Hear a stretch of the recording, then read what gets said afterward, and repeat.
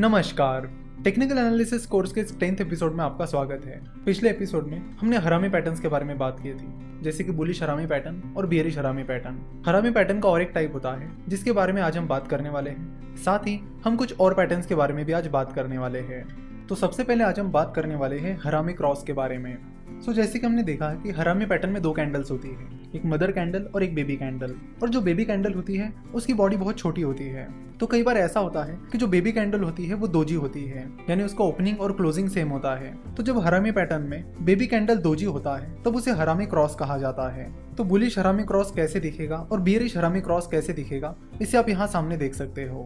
Bullish हरामी cross में जो पहली कैंडल होती है यानी मदर कैंडल होती है वो उसी तरह होती है और वो रेड कलर की ही होती है। बस दूसरी कैंडल जो होती है यानी बेबी कैंडल होती है वो दोजी होती है।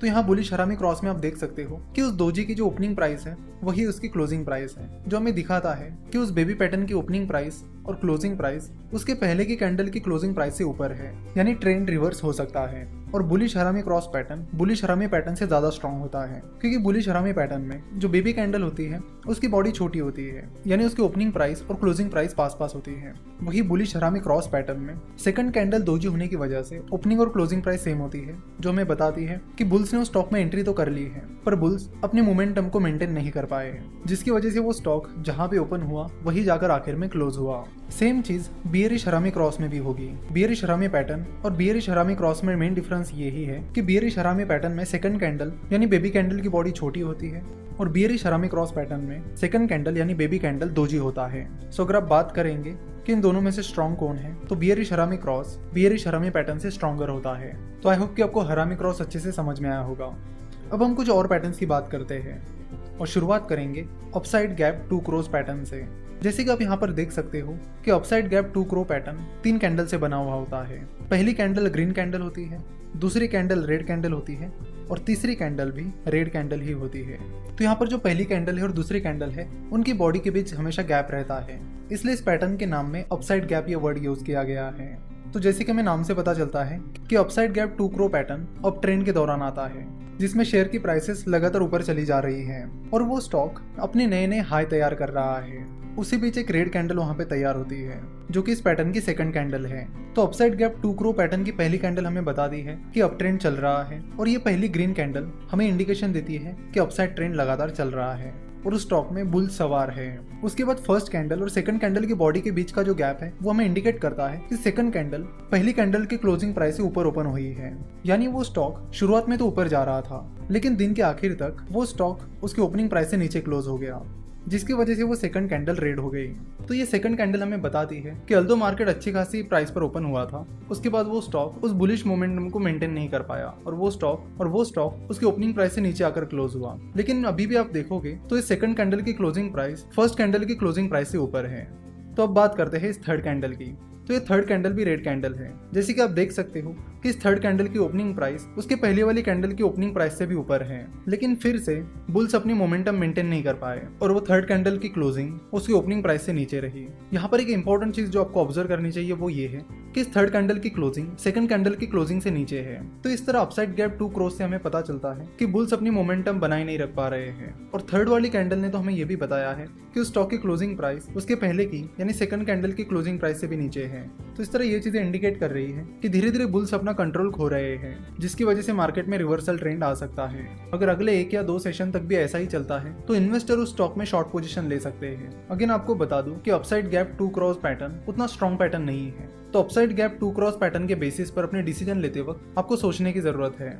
अब हम बात करेंगे 3 ब्लैक क्रोज के बारे में। 3 ब्लैक क्रोज कुछ इस तरह दिखते हैं। तो जैसे कि आप देख सकते हो कि 3 ब्लैक क्रोज अपवर्ड ट्रेंड के दौरान आते हैं। 3 ब्लैक क्रोज को पहचानने के 2-3 तरीके हैं। पहला ये कि 3 ब्लैक क्रोज में ये जो 3 रेड कैंडल्स हैं उनकी क्लोजिंग प्राइस उनकी लो प्राइस के करीब होती है। तो आप यहाँ पर देख सकते हो कि इन तीनों भी रेड कैंडल्स की क्लोजिंग प्राइस उनकी लो प्राइस के बहुत नजदीक है। And second most important thing, second candle की ओपनिंग प्राइस फर्स्ट कैंडल के बॉडी के अंदर है। सिमिलरली थर्ड कैंडल की ओपनिंग प्राइस सेकंड कैंडल के बॉडी के अंदर है। तो ये भी 3 ब्लैक क्रोज का इंपॉर्टेंट क्राइटेरिया है।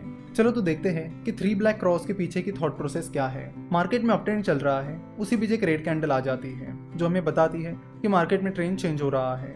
देन जो सेकंड रेड कैंडल है वो हमें बताती है कि उस दिन उस स्टॉक की ओपनिंग प्राइस उसके पहले के कैंडल के दिन से कम है। सिमिलरली उसकी क्लोजिंग प्राइस भी उसके पहले की कैंडल से कम है। यही चीज तीसरे कैंडल के दिन भी हुई। तीसरे कैंडल की ओपनिंग प्राइस सेकंड कैंडल की ओपनिंग प्राइस से कम है। सिमिलरली तीसरे कैंडल की क्लोजिंग प्राइस भी उसकी पहले की कैंडल की क्लोजिंग प्राइस से कम है, जो हमें बता रहा है कि बियर्स लगातार मोमेंटम में आ रहे हैं और अपना मोमेंटम बनाए रख पा रहे हैं। तो 3 ब्लैक क्रॉस हमें बियरिश ट्रेंड का कंफर्मेशन देते हैं। पर 3 ब्लैक क्रॉस पैटर्न के साथ दिक्कत ये है कि ये पैटर्न पूरा होने में 3 दिन लगते हैं और ये बड़ा एक क्लियर कट पैटर्न है, जिसकी वजह से कई बार ट्रेडर्स के हाथ से अच्छी खासी अपॉर्चुनिटीज चली जाती हैं। जैसे कि आप देख सकते हो कि इन 3 दिनों में लगातार वो स्टॉक नीचे गिरता चला गया है। तो जो ट्रेडर्स 3 ब्लैक क्रॉस पैटर्न के बाद अपने डिसीजन लेंगे, हो सकता है उन्होंने उससे पहले की अच्छी खासी अपॉर्चुनिटीज गवा दी हो। सो अगर आपको थर्ड कैंडल के दिन पता चल रहा है कि उस स्टॉक की ओपनिंग प्राइस उसके पहले के दिन की ओपनिंग प्राइस से कम है, तो आप थर्ड कैंडल के दिन अपनी पोजीशन स्टॉक में ले सकते हो। 3 ब्लैक क्रॉस पैटर्न के बाद अब हम बात करेंगे 3 व्हाइट सोल्जर्स पैटर्न के बारे में। 3 व्हाइट सोल्जर पैटर्न कुछ इस तरह दिखता है। 3 व्हाइट सोल्जर्स में 3 कैंडल्स होती है और ये तीनों भी कैंडल्स ग्रीन कैंडल्स होती है। तो 3 व्हाइट सोल्जर्स को पहचानने का तरीका ये है कि सेकंड ग्रीन कैंडल की ओपनिंग प्राइस उसके पहली वाली कैंडल से ऊपर रहेगी। सिमिलरली इस सेकंड कैंडल की क्लोजिंग प्राइस उसके पहली वाली कैंडल की क्लोजिंग प्राइस से ऊपर रहेगी। सेम चीज थर्ड कैंडल के बारे में भी लागू होती है। थर्ड कैंडल की ओपनिंग प्राइस सेकंड कैंडल की ओपनिंग प्राइस से ऊपर होगी और थर्ड कैंडल की क्लोजिंग प्राइस सेकंड कैंडल की क्लोजिंग प्राइस से ऊपर होगी। सो अगर आपको 3 white soldier pattern down trend के दौरान या फिर स्टेबल मार्केट के दौरान मिलता है, तो वो एक इंडिकेशन है कि बुल्स मार्केट में एंट्री कर रहे हैं और उन्होंने अच्छी खासी एंट्री कर भी ली है। तो 3 व्हाइट सोल्जर्स पैटर्न हमें बताता है कि बुलिश ट्रेंड शुरू हो गया है और आप मार्केट में पोजीशन ले सकते हो।